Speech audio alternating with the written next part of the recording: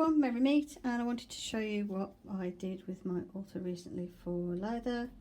And as you can see, I've kept it quite simple. It's fairly small. I've reduced the size of it. It was a lot to maintain, and I don't know, I just felt more comfortable having something smaller and wanted to do it on this table here where the sunlight could hit it in the morning. I have got my tumble down cottage model there because to be fair it doesn't go anywhere else, but this half is for my altar space, so I thought I'd show you what I've got. First of all, I've got my stag in the background that always has my bracelets, and like it's kind of like a rosary, but it's obviously for wicker. So he looks after all of that stuff. I've got my main candle in the middle to represent the divine. I've got a dream catcher thing that I made at the background, and the webbing of the dream catcher is in the shape of the moon. I've got my bottle with drip wax on that I like to make when I've got empty bottles and some candles lying around, and there is my pentagram that I made in the last Wicker Wednesday video. I do want to make some more. Now I've moved it to here, I need more stuff on the wall, which is what I want to make soon. I'll do that over the next few days.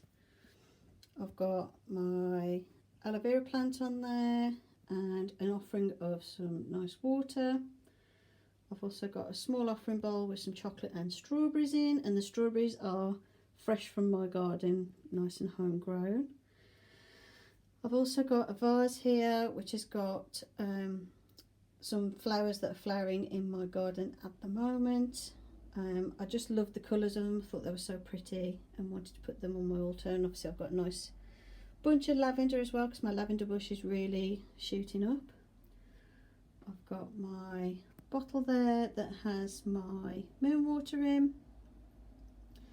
And I know that's like a snowflake thing, and the reason I add these little snowflake things to the altar, there was one of these at my grandma's house that I spotted, and it was like probably not too long before she died that I spotted it, and she just kept it because it was pretty. And I have got the one originally that's from my grandma's house. It's hanging on something somewhere. Oh, it's by my desk. But I saw in, I think it was like Sainsbury's at Christmas time, a set of them, so I tend to put them everywhere. They remind me of my grandma, and I like them because they're sparkly, so that's why I've got those, even though they look like snowflakes. I just like them because they're sparkly and bright and remind me of my grandma. I've got some candles, and I've got my incense burner there. I can't use any incense at the moment because my asthma's not happy, so candles it is, and even then I can only have the candles on for say about an hour. Basically, if the room starts to smell of candle, I have to blow them all out and open the windows and everything. I have the windows open normally in this weather anyway, although I try not to sometimes because that brings more pollen in, which is my main problem this time of year. So I've gone for candles, scent-free candles as always. I could get like the electric tea lights, but there's something about having like a natural flickering flame that I wanted. Couldn't speak then. Then I've got some poppy petals. I just love the colour of this giant poppy that grows in my garden. And it was originally in the vase, but then the petals fell off. So I've laid those petals there. I'll probably dry them and use them in potpourri and stuff. I've got a couple of bracelets that I wear a lot. They're sort of charging on my altar. Got my little stick with bells on. I like to use bells like if I'm sort of clearing the space, and I don't know, it just feels more like the atmosphere feels better once I've shook the bells. I think it just cleanses the atmosphere and cleanses the altar a little bit. because you can cleanse with smoke, with sound, and with water. So I tend to do a mixture of the three, but I do like the bells. I've got my runes there. I'm having trouble reading the runes at the moment. I don't know if anyone else is having any trouble with it and why. I know I'm not very au fait with them, but like sometimes I'll pull it out and it's like they're almost shouting at me to say leave me alone. So I'm leaving them alone for a bit. I don't know if it's because I haven't touched them for a while and they're basically like, you know, it's basically like, yeah, we're not gonna do any more readings now. Or I don't know whether I'm just not in the right mindset to interpret them or what. I don't know. I haven't done any oracle cards for a bit actually, so I'll do some oracle cards after. See if that gives me a bit more clarity and a bit more idea what is going on. So yeah, this is my setup as it is at the moment. I like it being a little bit more confined, and I like having height at the back and then having it lower at the front. And I like to add something that's living on there, like something green and growing, because obviously green is a colour associated with Litha. Apologies if I pronounce it wrong. I keep forever pronouncing it wrong because for donkey's years I kept thinking it was Litha, but it's not, it's Litha. But yeah, that's my setup at the moment. I have got my little incense holder there, but sadly I can't burn any incense at the moment because my asthma doesn't like it. As you can tell, I have to keep taking deep breaths while I'm talking because I'm breathless at the moment, but it hopefully will clear up and settle down. I've had all my antihistamines and everything. I think it's just my lungs are crossed because the weather's changed and it's gone warm. Because I was alright last week, so yeah, it must be the weather change. That's what I'm assuming. And oh, and these, if anyone knows the significance of this, let me know. I, as far as I know, don't have any sycamore seeds that are like close to my house, but I found this on my doorstep, and it's a bunch of sycamore seeds, and I just felt the urge to pick them up and keep them, so I keep them here on my altar because I'm assuming they're like a, you know, it's like a gift from nature sort of thing.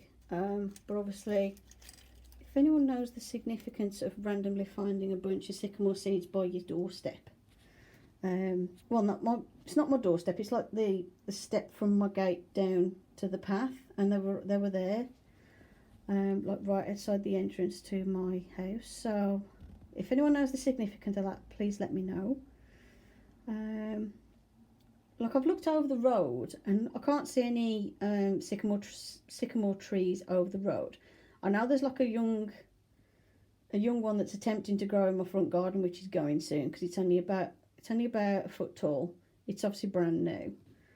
And I'm just wondering what the significance is. I've tried like Googling the significance of sycamore seeds and stuff, and I'm not sure the reasoning. You know, so if anyone knows, let me know, please. So yeah, other things I did for Litha was redid my little positivity pouch that I have in my bag, and that's just a collection of herbs that I like the smell of, that make me smile, and some crystals, and it just, when I hold it or smell it, it helps me to think positively if I'm struggling for the day. Because I do struggle a lot with maintaining positivity through the day or maintaining focus. And it's like I spend all the time thinking, oh, it's so many hours till I get home, instead of thinking, okay, I'm doing this job now, get on with this. And then before I know it, it's time for, you know, break or going home or whatever.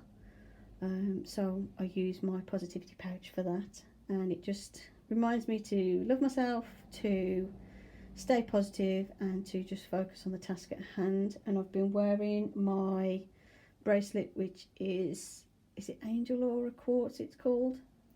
It's the one where basically they've heated up gold till it's a vapour in like really high heat, and then I think it's in a vacuum, and that's how they get it to stick to the quartz.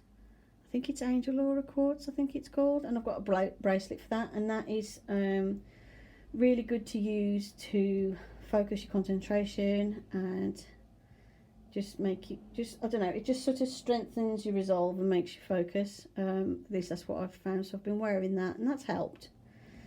Because when I felt unfocused, I've like looked at my bracelet and it's like, no, you want to concentrate, just, it's okay, just get on with it, sort of thing. So yeah, so if anyone knows why every time I pick up a rune at the moment I get nothing, and if anyone knows the significance of the sycamore seeds, let me know. Also, if anyone's got like a good book they recommend for learning runes, because I'm woefully like, you know, amateur at runes. Basically I pick out the rune, or sometimes I do a 3 rune draw, sometimes just 1 if I'm kind of after like a sort of yes no answer. But I'm assuming that's probably the 1 rune's probably not good for giving a yes no answer, I suppose. I've started doing the 3 rune spread, where it's like problems that held you back in the past, what's currently like current advice of what you can do about it, and then the 3rd rune's supposed to be the future outcome if you actually adhere to the advice. And I'm trying that method, but I could do with like a book to read that really sort of goes into depth to the meanings, and